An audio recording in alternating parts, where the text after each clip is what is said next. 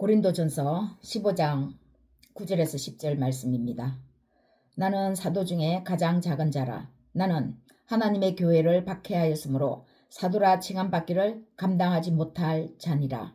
그러나 내가 나 된 것은 하나님의 은혜로 된 것이니 내게 주신 그의 은혜가 헛되지 아니하여 내가 모든 사도보다 더 많이 수고하였으나 내가 한 것이 아니요 오직 나와 함께 하신 하나님의 은혜로라. 아멘. 나의 나 된 것은 하나님의 은혜라는 제목으로 오늘 말씀을 하나님의 은혜로 나눠보고자 합니다. 하나님께서 우리 각자에게 크신 은혜 주시기를 예수님의 이름으로 축복합니다. 나의 나 된 것. 그럼 그전에 자기 자신은 진정한 자신이 아니었다는 뜻입니다. 우리 자신은 육과 혼과 영으로 되어 있습니다. 육은 보이는 그대로 우리의 겉모습이고 혼은 흔히 우리가 일상적으로 생각하는, 느끼고 보고 듣고 생각하는 이성과 감성, 이러한 것들입니다. 그러면 우리의 영은 어떤 것입니까? 하나님의 생각으로 생각하고 살아가는 것입니다. 우리의 영은 하나님 안에서 생각하고 살아갈 때 영이 제대로 살아있다는 것이죠. 사도 바울이 이런 고백을 하게 된 배경을 봐야 하는데요. 자신은 사도 중에 가장 작지만 누구보다도 열심히 했다.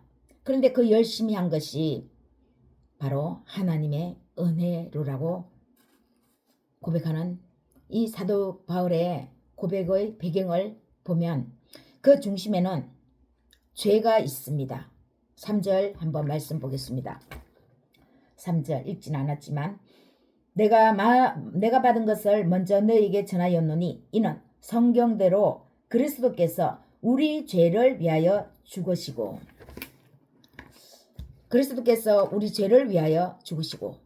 이렇게 말씀하는 것을 볼 수 있습니다. 바울이 예수님을 만나면서 자기 자신을 직시하게 된 것입니다. 그전에는 자기 자신을 제대로 보지를 못했던 거죠. 볼 기회도 없었던 거죠. 거울이 없었기 때문에요. 예수님을 만났다는 것은 자기가 자신을 알게 되었다는 것입니다. 사도 바울은 자신이 죄인이라는 사실을 알게 되었습니다. 그런데 사도 바울이 죄라는 것을 안 것은 단순한 것은 아니었습니다. 그냥 우리가 겉으로 죄 짓는 그것을 말하는 것은 아니었습니다. 그것 또한 죄지만 그 이상의 것이었죠. 자신이 그동안 자신을 잘 몰랐는데 예수님을 만나고 예수님이라는 그 빛으로 자신을 비춰보니까 자신의 삶이 죄가 아닌 것이 하나도 없었다는 사실이었습니다. 죄를 죄로 여기지 못했고 자신의 삶이 죄투성인 것을 몰랐는데 진정한 빛, 참빛인 예수 그리스도의 그 빛으로 자신을 비춰보니까 자신의 삶이 죄 아닌 것이 단 한 개도 없다라는 사실이었죠. 하나님으로부터 지어졌기 때문에 그 안에서 생각하고 느끼고 행동해야 그것이 죄가 아닌데 자신이 자신의 생각으로 살고 느끼고 했던 것입니다. 그러나 자신은 하나님을 안다고 생각했는데 하나님을 안 것이 아니었다라는 것입니다. 하나님을 알려면 예수 그리스도 안에 있어야 됐는데 그때까지 사도 바울은 예수님을 만나지 못했습니다. 예수님을 잘 알지 못했습니다. 그러면 예수 그리스도가 계셔도 자신의 눈앞에 계셔도 보지 못했습니다. 여러분 그런 거 많이 경험하실 건데요. 자신은 아무 잘못도 없는데 괜히 자신의 말을 꼬투리 잡거나 결코 걸고 넘어뜨리려고 사람들이 사사건건 시비 거는 거, 이런 거 많이 경험하셨죠. 많은 사람들이 이렇게 말합니다. 나는 잘못이 하나도 없는데 말하는 것마다 시비를 건다고, 기분 나빠한다고. 오히려 생각해줬더니 도리어 화를 낸다고. 생각해서 말해줬는데, 권면해줬는데 기분 나빠한다고 이렇게 말합니다. 생각하고 선물했는데 돌아오는 건 고맙다는 말 한마디도 없다라는 것입니다. 밥을 사줬는데 고맙다고 느끼지도 않는다라는 것입니다. 이런 거 많이 경험하시죠? 저 역시 많이 경험했습니다. 우리의 저 깊은 곳, 가장 깊은 곳은 영이 있습니다. 이 영은 하나님을 모르고는 감지할 수 없는 부분입니다. 그러나 우리의 누구나 그 안에 영이 거합니다.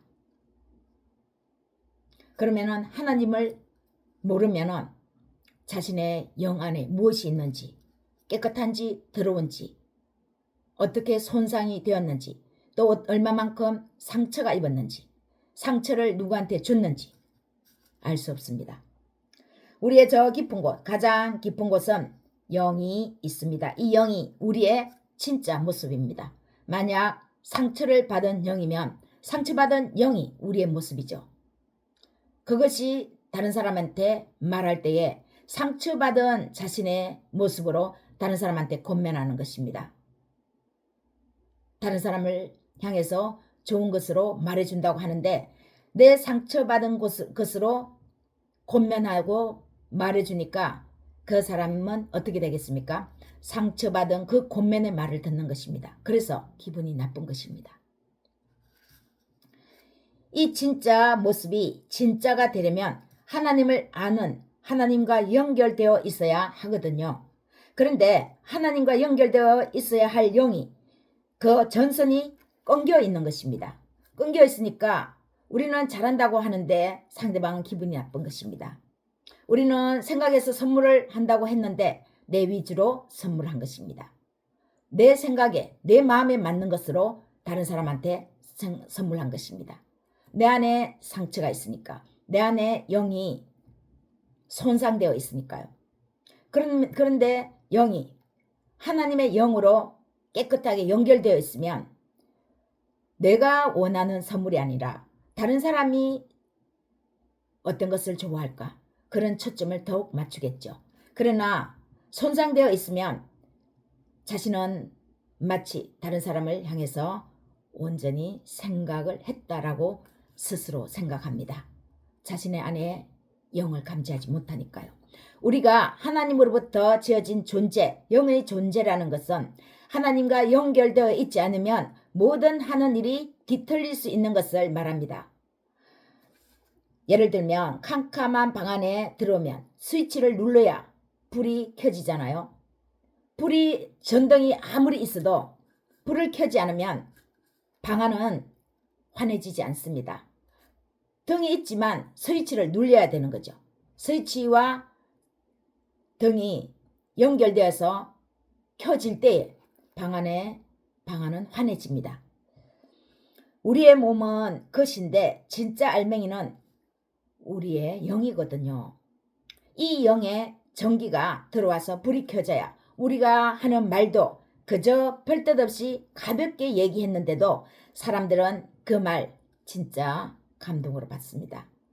하나님과 연결되어 있는 전선으로 불이 들어와 있는 우리의 영이면 하나님 안에서 말하고 생각하는 것이 되겠죠.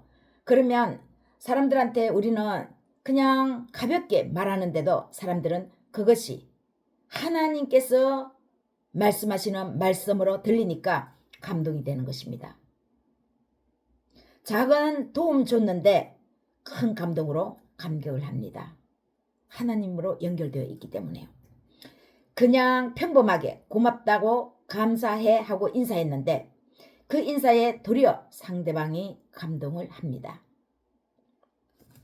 우리가 말하는 것보다는 우리 안에 전선, 하나님의 전선으로 연결되어 있는 우리의 영이 우리 안에서 하나님의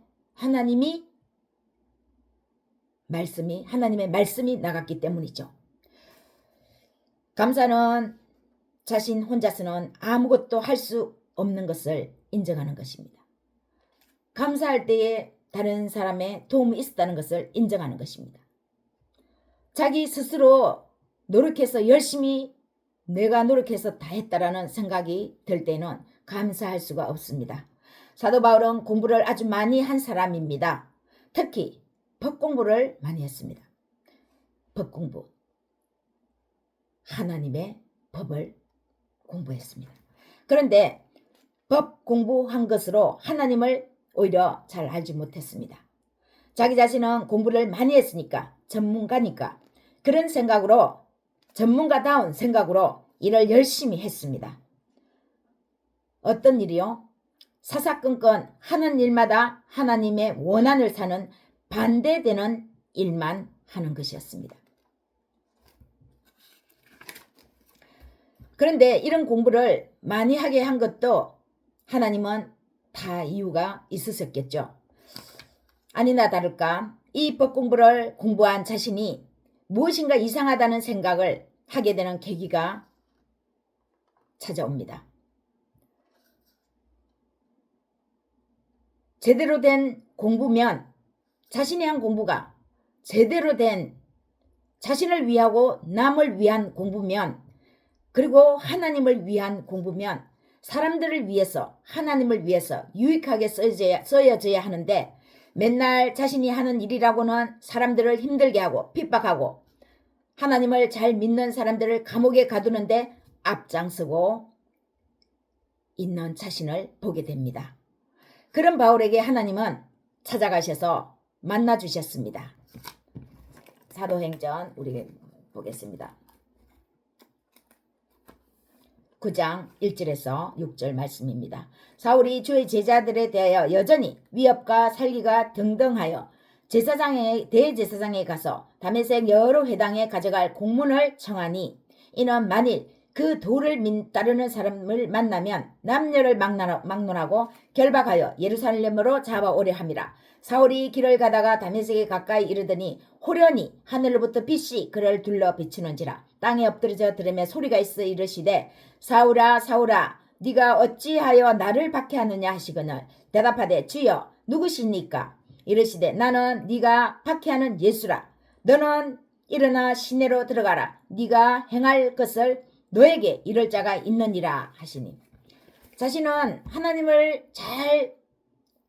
법을 잘 공부해서 하나님을 위해서 이른다고 했지만 오히려 사람들을 핍박하고 옥에 가두고 잘못했다고 그들을 옥에 가두는 그 일이 하나님을 핍박하는 하나님 자신을 핍박하는 것이라고 사도 바울에게 나타나셔서 말씀해 주십니다. 예수님은 어떤 분이십니까? 다메섹에서 예수님을 만났죠. 예수님은 자신이 아닌 남을 위해 자신을 희생하신 분, 자신은 죄도 없으면서 인류의 죄를 위해 죽으신 분, 이분이 바로 예수님이십니다. 사도 바울이 이분 예수님을 만난 것입니다. 자신보다도 남을 위해서 희생하신 분, 자신의 생명을 내어주스라도 자신의 죽음을 택하신 분, 예수 그리스도 이분을 만났죠. 예수님을 만났으니까 예수님을 닮아가려고 하겠죠. 그런데 잘 안 되는 것입니다. 예수님을 만나서 어떤 분인가는 알았는데 그 삶을 살기 위해서 그분과 같은 삶을 살려고 노력하면 할수록 어려운 것입니다. 힘든 일이 닥칩니다. 닮아가려고 하면 할수록 매맞고 쫓겨나고 구렁텅이에 빠지고 처박히고 이제는 자기 자신이 잡혀서 옥에 갇히기도 합니다. 그러면 포기해야 될까요? 예수님을 만났는데 예수님은 죽음에까지 가지 않았습니까? 그런다고 포기할 사도 바울이 아니잖아요. 완전하신 분, 전능하지 일평생 자신이 만나지도 못할 뻔했던 그 하나님, 어떻게 자기가 하나님을 만나겠습니까? 하나님은 하늘에 계시고 거룩하시고 완전한 데 계신 분, 그러나 자신은 불완전한 이 세상에 있는 사람인데 어떻게 하나님을 만날 수 있겠습니까?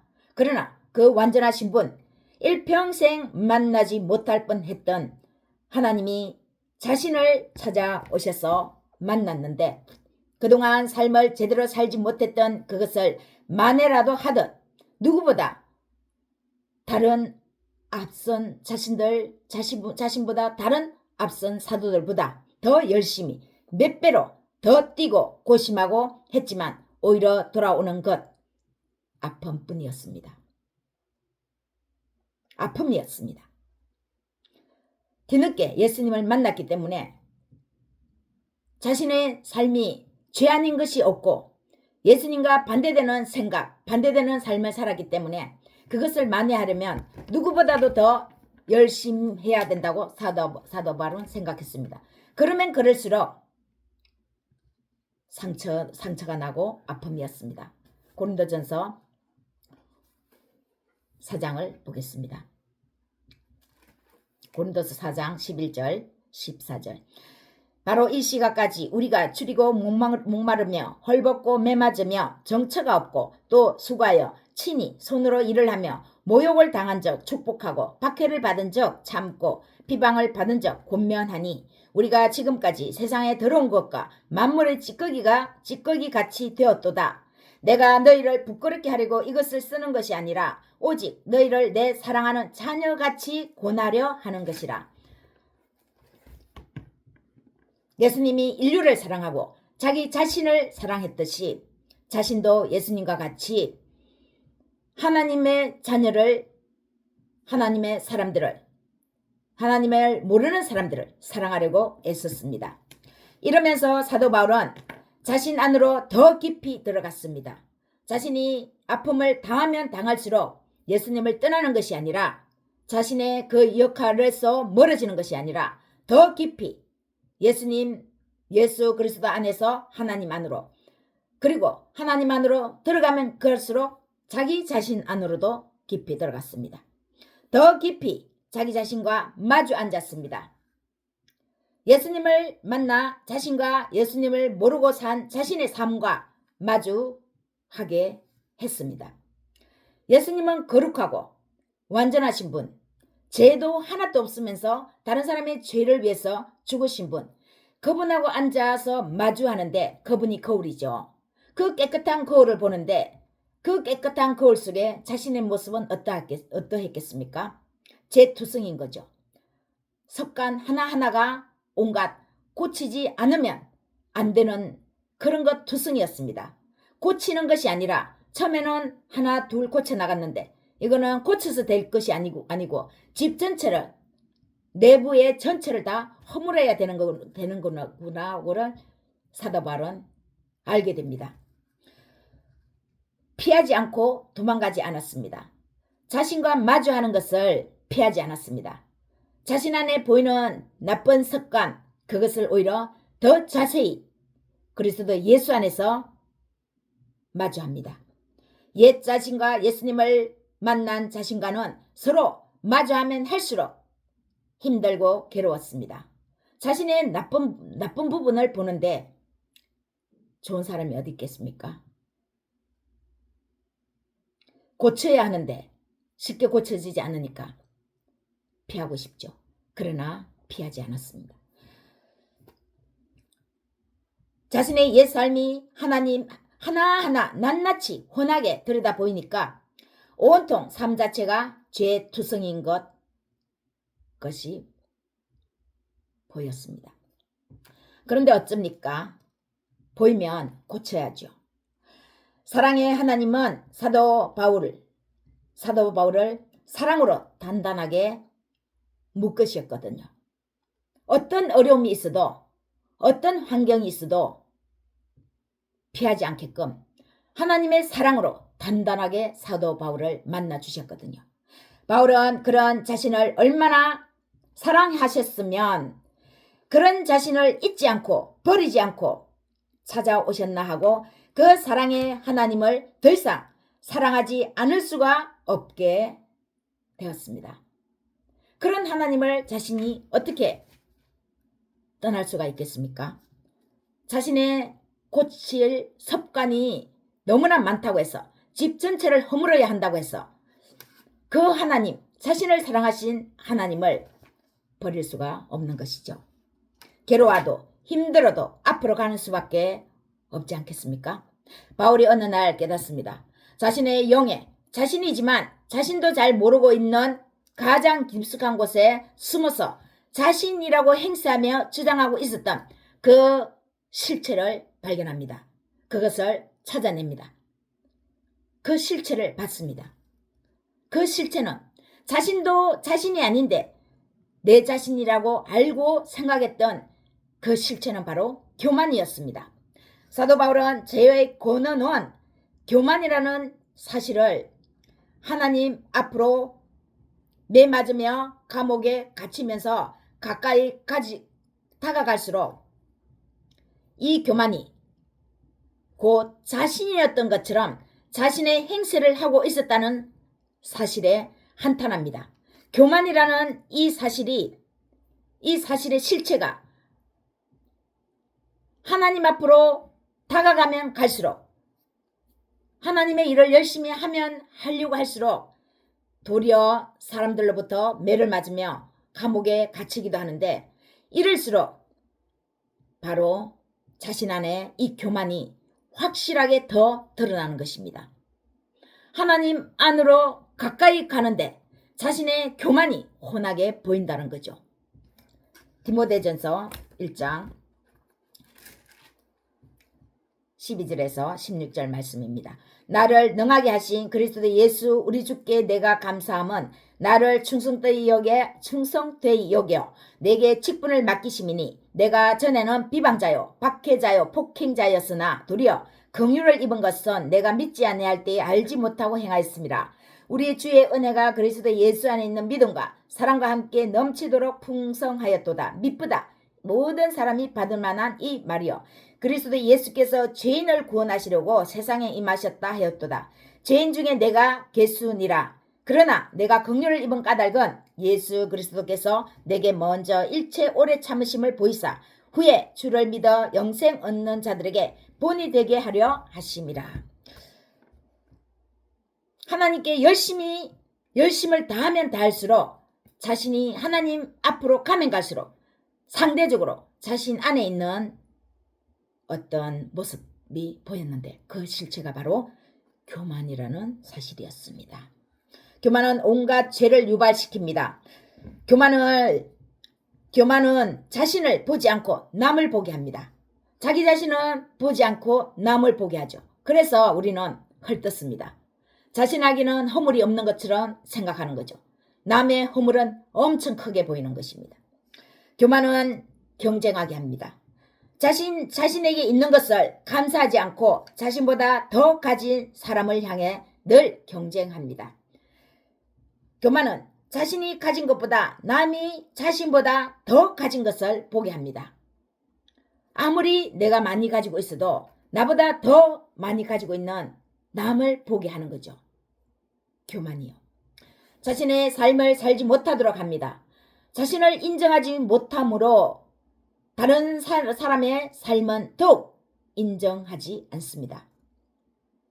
자신의 삶을 인정하지 않으니까 자신을 끊임없이 다른 사람과 비교하며 삶을 살아가는 거죠.